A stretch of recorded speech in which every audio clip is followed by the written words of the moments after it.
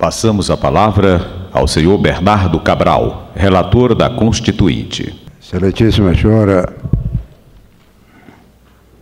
professora Assunto Didéa Bergamasco, que juntamente com o doutor Floriano Martins, a dupla, e mais o Rodrigo me convidaram para esta solenidade.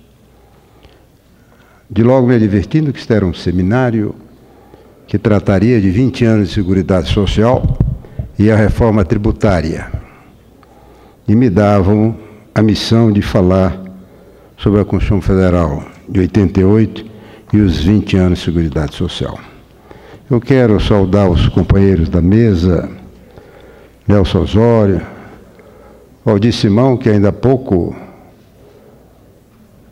representando o ministro Pimentel, discorreu sobre a assistência social, Odilon Neves Júnior, Inácio Arruda, que já saiu daqui, mas, de qualquer maneira, merece o registro, o nosso presidente Arlindo Chinaga e o meu querido amigo constituinte comigo, Carlos Mosconi, que foi o responsável pela relatoria da Seguridade Social.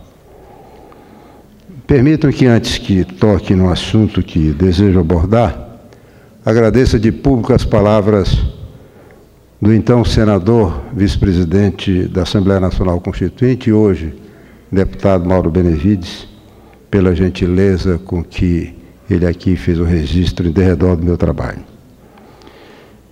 Antes de nós chegarmos aos 20 anos da Seguridade Social, é preciso que os mais jovens aqui, não afeitos ao direito constitucional,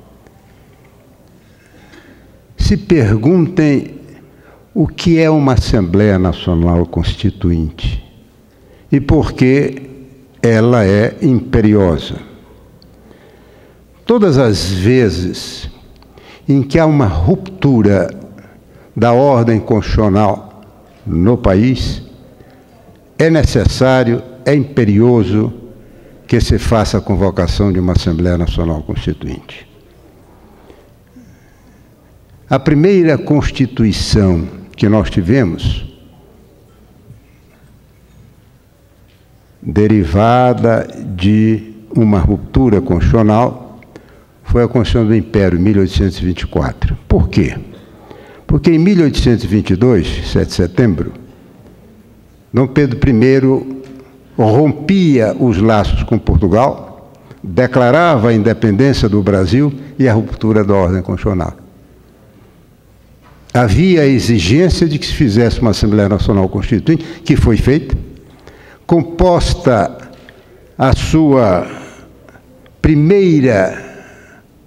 o seu primeiro esboço por um corpo de juristas do Império, e apesar de Dom Pedro haver reclamado, ele acabou outorgando em 1824. Observem que a proclamação da República em 89, em 15 de novembro de 1889, proclamou a nossa Constituição, a primeira da República. Por quê? 1891, perdão. Porque em 89 foi apeado do poder Dom Pedro II. Apeado do poder, ruptura da ordem constitucional, convocação da Assembleia Nacional Constituinte, em 91, relator geral, o nosso Rui Barbosa, mas novamente o esboço foi feito por uma comissão de juristas. 1930, com o golpe de Getúlio, nós tivemos nova ruptura da ordem constitucional. Exigência de uma Assembleia Nacional Constituinte, que Getúlio Vargas prometeu, e em não o fazendo, surgiu a Revolução Constitucionalista de 1932 de São Paulo.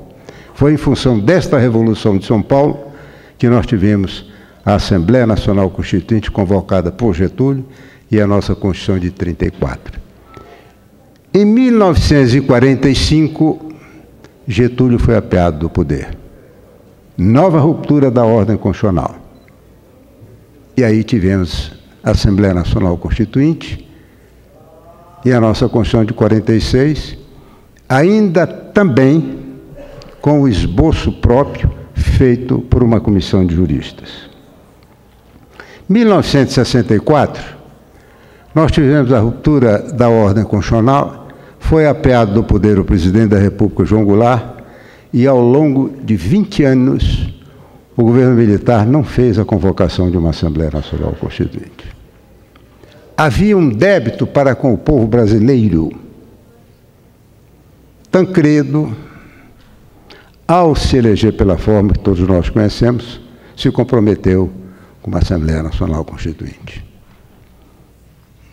Morreu antes de tomar posse, mas o vice-presidente, José Sarney, honrou o compromisso dele em convocar apenas aquela comissão de juristas que o Tancredo havia pedido, que se reunia no Palácio de Itamaraty, presidida pelo mestre de Direito Constitucional Afonso Arinos, concluiu o seu esboço, que era exatamente o que serviria de norte para a nossa Assembleia Nacional Constituinte, mas a sua conclusão era pelo sistema parlamentarista de governo. Todos nós sabemos, cada um respeita, eu sou parlamentarista e respeito os presidencialistas. O presidente Sarney era e é até hoje presidencialista, não encaminhou esse esboço, apenas foi para o Diário Oficial a publicação. E nós chegamos à Assembleia Nacional Constituinte sem nenhum esboço previamente elaborado. Por isso, quando se fala aqui nos 20 anos de Seguridade Social, eu tenho que lembrar estas premissas.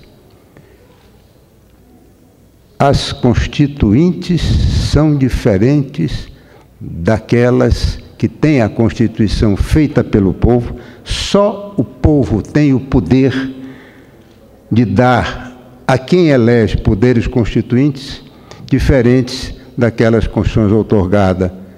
Tivemos 37, quando Getúlio deu o golpe no Estado Novo, e depois a de 67, que era por um Congresso que não tinha a autenticidade deste Congresso de 1987.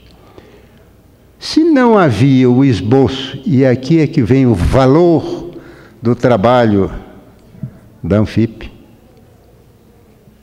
das emendas populares, o que se fez? Tijolo por tijolo, pedra por pedra, essa Assembleia Nacional Constituinte foi erguendo o prédio que resultou na Constituição de 1988. E que não foi fácil, porque nós éramos 559 constituintes. Ulisses, na sua clarividência, pensava que o ideal seríamos fazer uma comissão especial de 80 constituintes, tanto os senadores como os deputados, nós tínhamos o nome só de constituintes, e aí se partiria de um esboço. Só que aqueles que não fariam parte dos 80 se sentiram e de logo reclamaram constituintes de segunda classe.